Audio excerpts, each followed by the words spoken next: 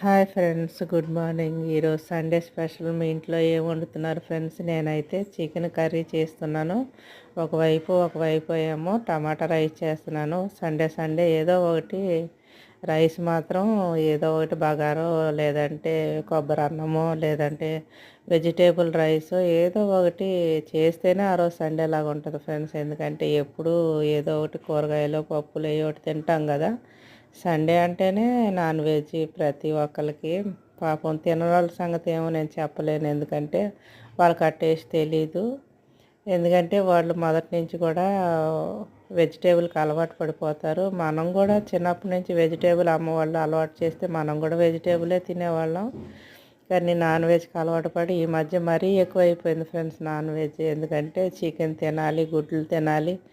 Corona వచ్చిన కాడ నుంచి ఇక ఏం తినాలి ఏం తినకూడదు, దేంట్లో ప్రోటీన్లు దేంట్లో విటమిన్స్లు ఉంటాయి, మనిషికి ఏది హెల్దీ అని చెప్పి అన్నీ చెక్ చేసుకొని తింటున్నారు ఫ్రెండ్స్. అందుకని ప్రతిదీ మన ఆరోగ్యానికి సంబంధించిందే తినాలి, పని చేసుకోవాలి, కష్టపడాలి, పని చేసి ఓ రూపాయి తెచ్చుకొని కుటుంబాన్ని పోషించుకోవాలనే ఉంటారు ఫ్రెండ్స్ అందరూ.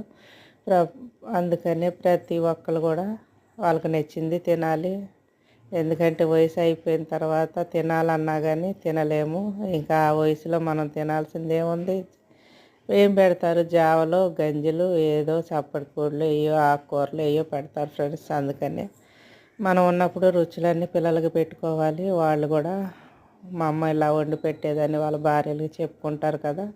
అంతే ఫ్రెండ్స్. నేనైతే ఈరోజు ఈ రైస్ అయితే చేస్తున్నాను. రెండు ఒకసారి అయిపోతాయి ఫ్రెండ్స్.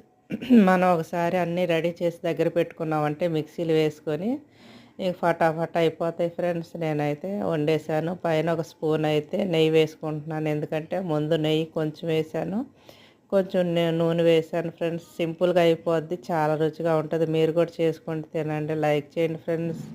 లైక్ చేస్తున్నారు, అలాగే సబ్స్క్రైబ్ కూడా చేసుకొని